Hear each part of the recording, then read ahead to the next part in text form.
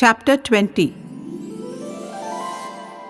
Das Ganu's problem solved by Kaka's maid-servant. In this chapter, Hemant Pant describes how Das Ganu's problem was solved by Kaka Sahib Dixit's maid-servant. Preliminary. God was originally formless. He assumed a form for the sake of bhaktas.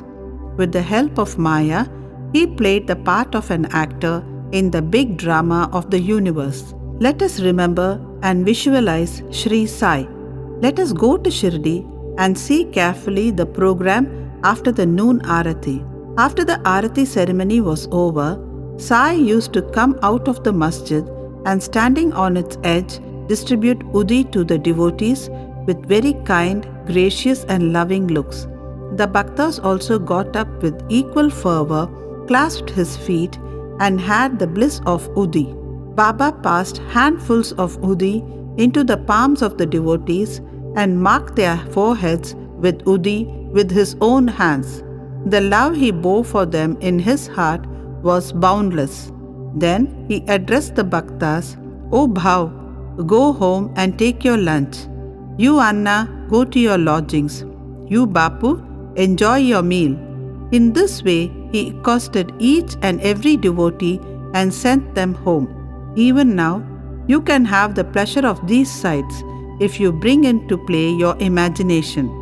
Now, bringing Sai in our mental vision, let us meditate on him from his feet upwards to his face, prostrating before him humbly, lovingly and reverentially.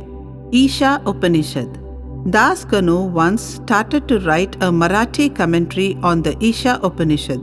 Let us first give a brief idea of this Upanishad before proceeding further. It is called Mantropanishad and it is embodied in the mantras of the Vedic Sanhita. It constitutes the last or the 40th chapter of the Vajasaneyi Sanhita, Yajurveda, and it is therefore called Vajasaneyi Sanhitopanishad.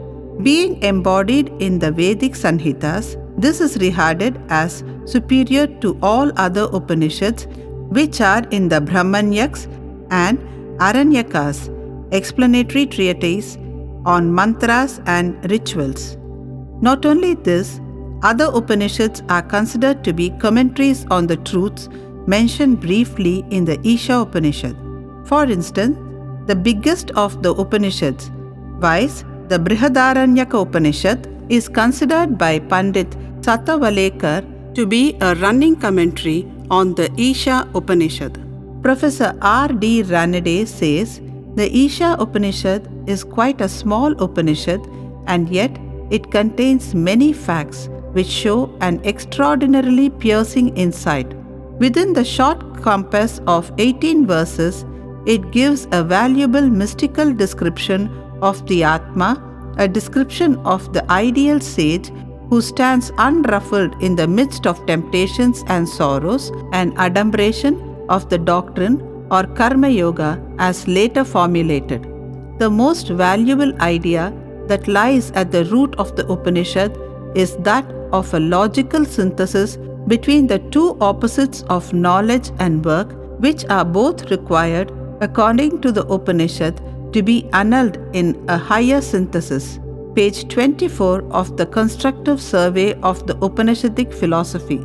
In another place, he says that the poetry of the Ishopanishad is a co-mixture of moral, mystical and metaphysical knowledge. Abid, page 41. From the brief description given above about this Upanishad, one can see how difficult it is to translate this Upanishad in a vernacular language and bring out its exact meaning. Das Ganu translated it in Marathi, OV meter, verse by verse, but as he did not comprehend the gist or essence of the Upanishad, he was not satisfied with his performance. On being dissatisfied, he consulted some learned men regarding his doubts and difficulties and discussed it with them at great length. They did not solve them, nor did they give him any rational and satisfactory explanation. So, Das Ganu was a little restless over this matter. Sadguru, only competent and qualified to explain. As we have seen, this Upanishad is the quintessence of the Vedas. It is the science of self-realization. It is the scythe or weapon which can rend asunder the bondage of life and death and make us free. Therefore, he taught that he who has himself attained self-realization can only give him the true or correct interpretation of the Upanishad. When nobody could satisfy Das Ganu, he resolved to consult Sai Baba about this. When he got an opportunity to go to Shirdi, he saw Sai Baba, prostrated himself before him, and mentioned his difficulties about the Isha Upanishad and requested him to give the correct solution.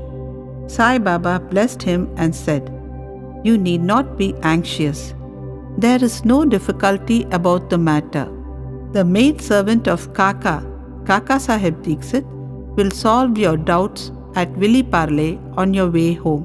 The people who were present there and heard this thought that Baba was joking and said, "How could an illiteral maidservant solve difficulties of this mystic nature?"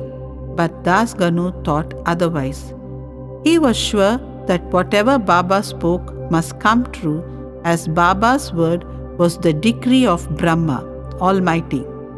Kaka's maidservant. Fully believing Baba's words, he left Shirdi and came to Vilipale, a suburb of Mumbai, and stayed with Kaka Sahib Dixit. There, the next day, when Das Ganu was enjoying his morning nap, some say when he was engaged in worship, he heard a poor girl singing a beautiful song in clear and melodious tune. The theme of the song was a crimson-colored sari. How nice it was! How fine was its embroidery! How beautiful were its borders, etc. He liked the song so much that he came out and saw that it was being sung by a young girl, the sister of Namya, who was a servant of Kaka Sahib. The girl was cleaning vessels and had only a torn rag on her person. On seeing her impoverished condition and her happy temperament, Das Ganu felt pity for her, and when Rao Bahadur M.V. Pradhan gave him a pair of dhotars the next day, he requested him to give a sari to the poor little girl also. Rao Bahadur bought a good chirdi, small sari, and presented it to her. Like a starved person getting delicious dishes to eat, her joy knew no bounds. Next day, she wore the new sari and out of great joy and merriment, whirled and danced around and played fugadi with other girls. The following day, she kept the new sari in her box at home and came in the old and torn rags, but she looked as merry as she was the previous day. On seeing this, Das Ganu's pity transformed into admiration. He thought that the girl, being poor, had to wear a torn rag, but now she had a new sari which she kept in reserve, and putting on the old rag, strutted herself, showing no trace of sorrow or dejection. Thus, he realized that all our feelings of pain and pleasure depend upon the attitude of our mind. On thinking deeply over this incident, he realized that a man ought to enjoy whatever God has bestowed on him in the firm conviction that he besets everything from all sides, and that whatever is bestowed on him by God must be for his good. In this particular case, the impoverished condition of the poor girl, her torn rag and the new sari, the donor, the donee and the deal were all parts of the Lord and pervaded by him. Here, Das Ganu got a practical demonstration of the lesson of the Upanishad, the lesson of contentment with one's own lot, with the belief that whatever happens is ordained by God and is ultimately good for us. Unique method of teaching. From the above incident, the reader will see that Baba's method was unique and varied. Though Baba never left Shirdi, he sent some to Machindragarh, some to Kolhapur or Solapur for practicing sadhanas. To some, he appeared in his usual form. To some, he appeared in waking or dream states, day or night, and satisfied their desires. It is impossible to describe all the methods that Baba used in imparting instructions to his bhaktas. In this particular case, he sent Das Ganu to Viliparle, where he got his problem solved through the maidservant. To those who say that it was not necessary to send away Das Ganu and that Baba could have personally taught him, we say that Baba followed the right or best course. Or how else could Das Ganu learnt a great lesson that the poor maidservant and her sari were pervaded by the Lord? Now, we shall close the chapter with another beautiful extract about this Upanishad, the ethics of the Isha. One of the main features of the Isha Upanishad is the ethical advice it offers, and it is interesting to note that the ethics of the Upanishads are definitely based upon the metaphysical position given in it. The very opening words of the Upanishad tells us that God pervades everything. As a corollary from this metaphysical position, the ethical advice it offers is that a man ought to enjoy whatever God bestows on him in the firm belief that as he pervades everything, whatever is bestowed on him by God must be good. It follows naturally that the Upanishad forbids us from coveting another man's property. In fact, we are fittingly taught here a lesson of contentment with one's own lot in the belief that whatever happens is divinely ordained and hence it is good for us. Another moral advice is that man must spend his lifetime always in doing action, specifically the karmas enjoined in the Shastras, with resignation to his will. Inactivity, according to this Upanishad, would be a canker of the soul. It is only when a man spends his lifetime in doing actions in this manner that he can hope to attain the ideal of Nishkarmanya.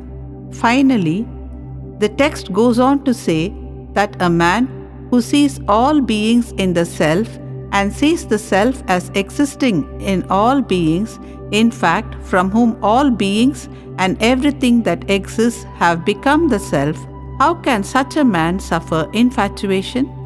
What ground would such a man have for grief, loathfulness? Infatuation and grief verily proceed from our not being able to see the Atma in all things.